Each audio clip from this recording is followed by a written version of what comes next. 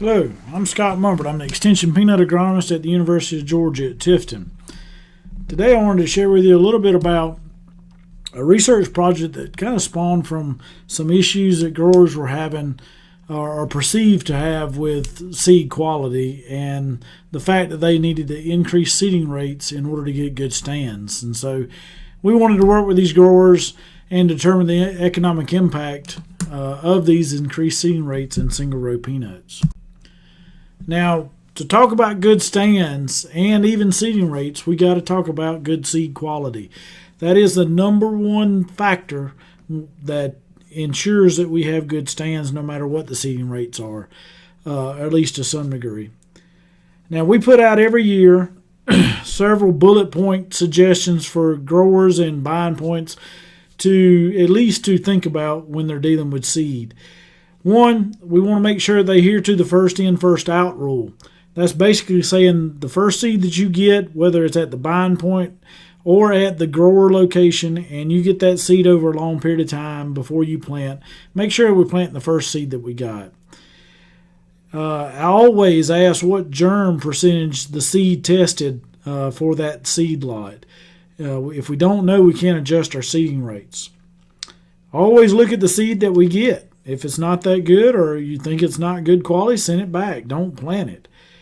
One thing that we've been working on in the last couple of years is storage of this seed and how that affects seed quality. And what we found is that if we leave this seed in hot, humid environments for prolonged periods of time, it's going to affect the seed quality.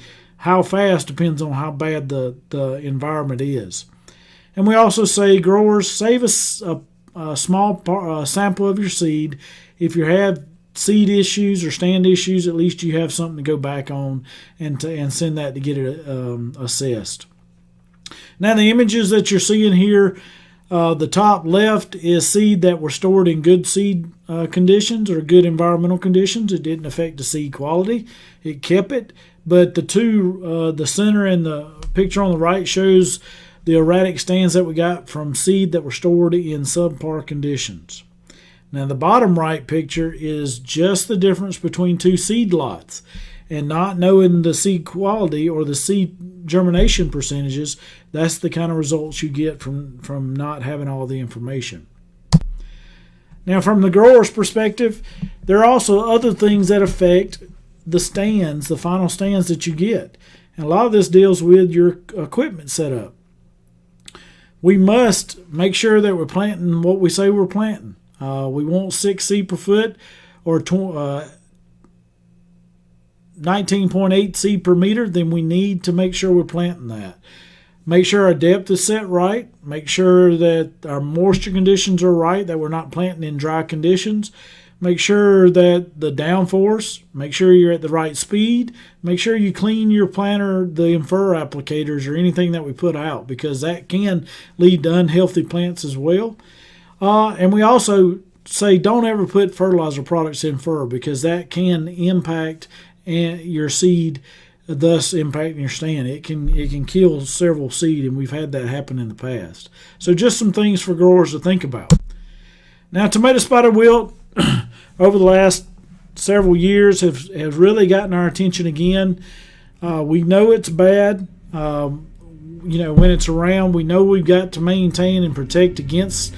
We got to maintain good seed quality to get good stands so that we can minimize the impact of the virus.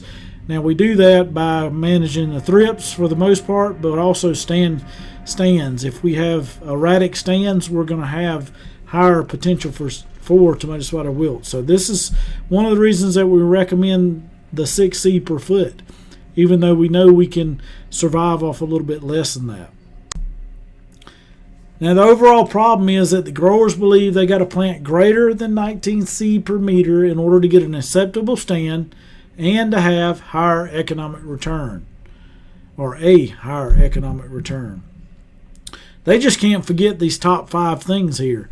They affect things, the stands, as well as overall yield too, and so they go kind of hand in hand. But for this test, we're just looking at, for the most part, looking at the seeding rates. We're trying to determine the overall yield and economic impact of these increased seeding rates. Do we get a positive or negative return on investment here? So that's what we got to keep in mind. Now, looking at the materials and methods, again, we conducted these tests in 2 different locations. The main location is Jeff Davis County, but we also had another location at Colquitt County, which is kind of a supplemental trial just to kind of back this one up.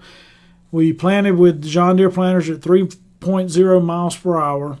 We planted on April 29th in Jeff Davis and May the 1st in Colquitt County. Now, the treatments are a little bit different because, again, the Jeff Davis is looking at exceedingly high seeding rates, and that was the 19.8, which is recommended seeding rate, and then a 7 seed per foot, which is 23.1 seed per meter, compared to what the grower does, which has been between 29 and 36 seed per meter. Now, that was on 06G at Jeff Davis County. We also compared that in a trial, not quite as high on the seeding rates, but we looked at one lower. Instead of 6 seed per foot, we were at 4 seed per foot at 13.2 seed per meter. But we also looked at 7 and 8 seed per foot, or 23 and 26 seed per meter. We evaluated everything based on growth. We looked at stand, vigor, height, and width, which I'm going to just show stand here. Yield, and then the economic impact, which in this case is the value of the crop return or yield return minus the cost of the seed compared to the 19.8 seed per meter. So next we're going to go into the results from these trials. And we're going to start in Jeff Davis County because, again, this is the grower field that we really wanted to work with the exceedingly high seeding rates above and beyond the 6 seed per foot or 19.8 seed per meter. And if you look at the stands here, we do have significant increases in stand when you go above 23.1 seed per meter. But the one thing you want to look at least kind of keep in the back of your mind, is what are the final stands here for what we planted. At 19.8 seed per meter, we got 18.8. So we only lost about 1 seed there in getting viable, stands up. You go to 23.1 seed per meter, which is again 7 seed per foot. We dropped off and lost almost 5 seed per foot there. Seed per meter. When you go to 29.7, we went down to 22.4. So in this case, we lost almost 7 seed per meter. When we go to 36 seed per meter, we lost almost 12 viable seed per meter. So we're losing quite a bit of seed here in order to get a little bit better stand. And it's really not that much more. That's not that many more plants that we're getting for the exorbitant amount of seed that we're planting. So when we look at yield, this is where we got really surprised that we did not see a single or significant increase in yield from these increased seeding rates, especially at the higher ones. Now, one thing that is alarming is that since we did not get an increase in yield, it did impact our economic return. Now, at the 7 seed per foot or 23.1 seed per meter, we did get a slight increase in economic return, about $20 per hectare above the 19.8 seed per meter. But when you get to 29 and 36 seed per meter, that's where it dropped off significantly. We went the other way, where we're losing $31 and $51 per hectare for these increased seeding rates. So this is important because I think growers need to understand there is a point to where things help you, and there is a point to when you cross that line to when it starts hurting you. And we want to save our growers as much money as possible. Now, when you go to Colquitt County, again, not quite as high seeding rates here, but again, we saw significant increases in plant stands based on the seeding rates we did.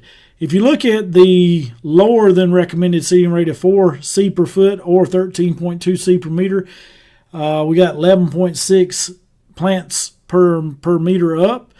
At 19.8, we got 17. We lost almost 2 seed there. At 23, we got 21. That was 2 seed. At 26 seed per meter, we got 23.8. So we lost 3 seed there. So we're still losing some a little bit higher on these higher seeding rates than what we do at the 19.8. But it's not that bad in this one compared to the Jeff Davis. Now, when you look at yield in the Colquitt County field, we did see a significant difference in yield in this particular test compared to the Jeff Davis field. Now, there's several things that's going on here, but let's get through the yield. Where we saw significant increases were in the 23.1 seed per meter and the 26.4 seed per meter compared to the 19.8 seed per meter, which is the recommended. Why did we see this increase in yield? We think part of this, since this was a different variety, a newer variety, 18RU, Georgia 18RU, we think it's a little bit more susceptible to tomato spotted wilt virus, and we had that in this particular field compared to the Jeff Davis field. It was significantly higher in this field compared to the other, and we lost some plants at the end of the year, and I think that's why we're seeing this increase in yield in this particular situation.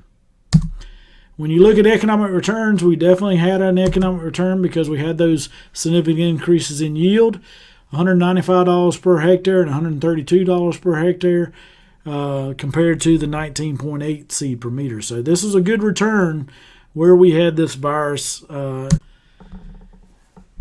To give you an idea of what we were seeing as well, in tomato spotted wilt in this particular field, the field picture on the right shows this particular trial, and you can see there are significant amounts of tomato spotted wilt in this field, and we actually have plants that are dying because of the virus. So in summary and conclusion, we did see increased stands with the seeding rates. I think that's expected. What wasn't expected is we did not see yield improvements with the seeding rates unless tomato spotted wilt was a factor. So at Jeff Davis County, where we were seeing seeding rates above 23.1, we saw a negative impact in yield because our seed costs were so high and our yield response was so low that we did not get an economic return. Whereas this in the Colquitt County field where we had the virus, we definitely saw economic returns above the 19.8. So just some things that we're going to keep watching and keep working with growers to understand this a little bit more.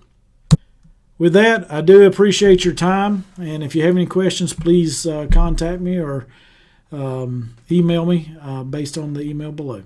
Thank you.